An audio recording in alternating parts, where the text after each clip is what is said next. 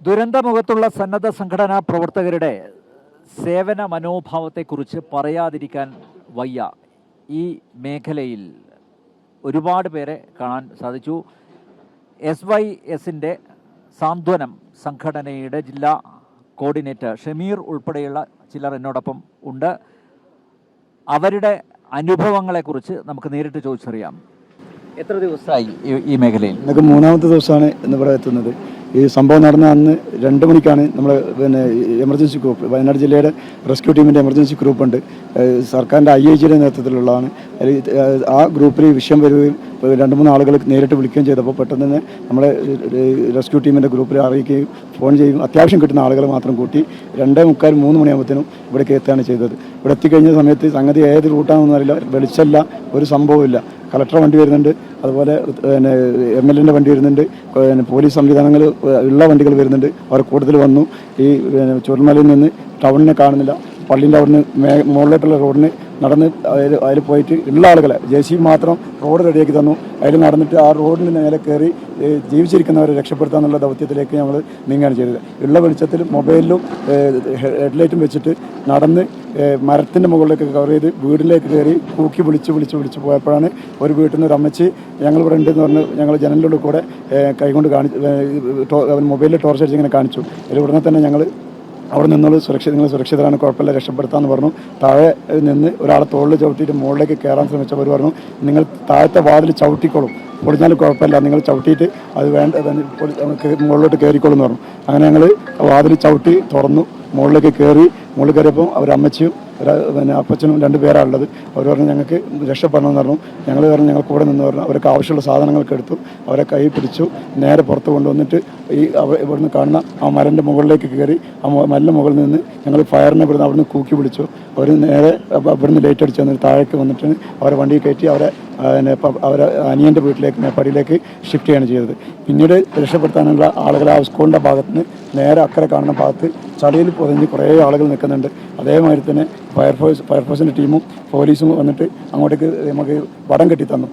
വടം കെട്ടി അക്കരെ ചെന്നിട്ടാണ് പല ആളുകളെയും രക്ഷപ്പെടുത്തിയത്. അതിനുശേഷം കുറച്ച് വെളിച്ചം വെച്ച് ഒരു 5 മണി 5:30 കുറച്ച് വെളിച്ചം വെച്ചപ്പോഴാണ് സ്കൂളിൻ്റെ മുമ്പ് തൊട്ട് താഴെ വന്ന് കളിക്കുന്ന റോഡ് കണക്കിന് മരങ്ങളും സംവിധാനം കാണുന്നത്. അതിൻ്റെ അടിയിൽ നിന്ന് മരം കട്ട് ചെയ്തിട്ടും വടം വെച്ച് വലിച്ചും പുറത്തെടുത്തപ്പം 3 ബോഡി അതിൻ്റെ ഉള്ളിൽ നിന്ന് കിട്ടി. അതിൻ്റെ അടിയിൽ ആ സ്കൂളിന് തൊട്ടടുത്തുള്ള ഭാഗത്ത് ക്വാർട്ടേഴ്സാണ്. ആ ക്വാർട്ടേഴ്സിൽ ഏകദേശം 14ഓളം ആളുകളുണ്ടെന്നാണ് പറയുന്നത്. അത് അവിടെ തങ്ങിയിട്ടുണ്ടോ പുറത്ത് പോയിട്ടുണ്ടോ എന്ന് അവർക്കറിയില്ല. എന്നാലും അവിടുന്ന് 3 ബോഡി കിട്ടി. പക്ഷേ കൂമ്പാരമായി കിടക്കുന്ന മരം നീക്കിയാൽ അതിന് എത്ര ബോഡി അതിൻ്റെ ഉള്ളിലെന്ന് മനസ്സിലാക്കാൻ കഴിയുള്ളൂ. തൊട്ടപ്പുറത്ത് നമ്മൾ വളണ്ടിയേഴ്സിൻ്റെ ടീം നേരെ കുറച്ച് മുകളിൽ ചെന്നപ്പോൾ ഒരു വീട്ടിൽ തകർന്നു കിടക്കുന്ന സ്ലാബിൻ്റെ തൊട്ട് എത്തി കൂക്കി വിളിച്ചപ്പോൾ ഒരു കുട്ടീൻ്റെ കൈയിൻ്റെ വിരലിങ്ങനെ അനങ്ങുന്നതും തലിൻ്റെ മുകളിലേക്ക് കുട്ടി ഇങ്ങനെ കാട്ടുന്നത് കണ്ടപ്പോൾ ഉടൻ തന്നെ നമ്മൾ പിടിച്ചു, കുട്ടീനെ വലിച്ചെടുത്തു. അതിൻ്റെ ഉപ്പയും ഉമ്മയും മരണപ്പെട്ടു. അവിടെ നിന്ന് ഒരു മെമൻറ്റോ കിട്ടി, ആയിഷ എന്ന് പറഞ്ഞ കുട്ടീൻ്റെ ഒരു മെമൻറ്റോ കിട്ടി. അപ്പോൾ നമുക്ക് സാധ്യത ഉണ്ട് ആ കുട്ടിയും കൂടി അവിടെ ഉണ്ടെന്ന് തോന്നി. അന്ന് വൈകുന്നേരം വരെ അവിടെ തെരച്ചിൽ നടത്തിയിട്ട് അങ്ങനെ ഇവിടുന്ന് 6-7 ബോഡി മയ്യത്തുകൾ നമുക്ക് അവിടെ നിന്ന് എടുക്കാൻ സാധിച്ചിട്ടുണ്ട്. അതിനുശേഷം ഫുള്ള് നമ്മുടെ ഏകദേശം 120ഓളം വളണ്ടിയേഴ്സിൻ്റെ സേവനം ഇവിടെ നടത്തിക്കൊണ്ടിരിക്കുകയാണ്. ഇന്നലെ രാവിലെ നമ്മൾ വില്ലേജ് റോഡിൽ അങ്ങോട്ട് ചെന്നപ്പോൾ ആ ഭാഗത്ത് ആളുകൾ കൂടുതൽ എത്തിയിട്ടില്ല. അവിടെ നിന്നാണ് ഫസ്റ്റത്തെ ദിവസം തന്നെ 32 ബോഡി കിട്ടിയത്. ആ ഭാഗത്ത് മരങ്ങൾ ഇവിടുന്ന് വരുന്ന എല്ലാ സംഭവങ്ങളും അങ്ങോട്ടേക്കാണ് വന്നടിഞ്ഞിട്ടുള്ളത്. മരങ്ങളും ഇവിടുന്ന് വന്ന എല്ലാ സംഭവങ്ങളും അവിടെ അല്ല, അവരൊരു സർക്കിളാണ്, അതിൽ വന്ന് അടിഞ്ഞ് കയറിയിരിക്കുകയാണ്. അതിൻ്റെ ഉള്ളിൽ തെരച്ചിൽ നടത്തിയ സമയത്ത് ലൈവായിട്ട് കാഴ്ച തന്നെ ബോഡികൾ കിട്ടുകയാണ്. ഒന്നും മാറ്റില്ലെന്നില്ല ഫസ്റ്റത്തെ ദിവസം. ഇന്നലെ രാവിലെ ഞങ്ങൾ ചെന്നത് 7:15 ഞങ്ങൾ എത്തിയപ്പോഴും കുറച്ച് മരങ്ങൾ ഇങ്ങോട്ട് കട്ട് ചെയ്ത് മാറ്റിയപ്പോൾ തന്നെ ഇങ്ങനെ കൈ തൂങ്ങിയിട്ട് കിടക്കുന്നുണ്ട്. അവിടുന്ന് ക്ലിയർ ആക്കിയിട്ട് നമ്മൾ അവിടുന്ന് സ്ട്രക്ചർ എടുത്തു. അപ്പോൾ അങ്ങോട്ടേക്ക് വണ്ടിയോ സംവിധാനങ്ങളൊന്നും അപ്പോൾ ആയിട്ടുണ്ടായിരുന്നില്ല. പിന്നീടാണ് മറ്റു ജീപ്പ് സംവിധാനങ്ങളൊക്കെ 3 ബോഡി എടുത്തതിന് ശേഷം ജീപ്പ് സംവിധാനങ്ങൾ വന്നത്. ആ ബോഡി എടുത്തിട്ട് നമ്മൾ സ്ട്രക്ചറിൽ അവിടെ നിന്ന് നടന്ന് തന്നെ സിംഗിൾ ആൾക്ക് കിടക്കാൻ പറ്റുള്ളൂ. 2 ആൾ ബേക്കിലും ഫ്രണ്ടിലുമായിട്ട് ഓരോരുത്തർ നിന്നുകൊണ്ടാണ് ബോഡി പുറത്തേക്ക് കൊണ്ടുവന്ന് ആംബുലൻസിലേക്ക് ഷിഫ്റ്റ് ചെയ്തത്. പിന്നെ ഒരു 11-11:30 ആയപ്പോഴാണ് കൺട്രോൾ റൂമിൽ വിഷയങ്ങൾ അറിയിച്ചപ്പോൾ കൂടുതൽ ആളുകൾ വന്ന് ഡിറ്റാച്ച് വന്നു. അതിനുശേഷം 9 ബോഡി ഇന്നലെ തന്നെ ആ ഭാഗത്ത് നിന്ന് കിട്ടിയ ഒരു കുട്ടീൻ്റെ അടക്കം കിട്ടിയിട്ടുണ്ട്.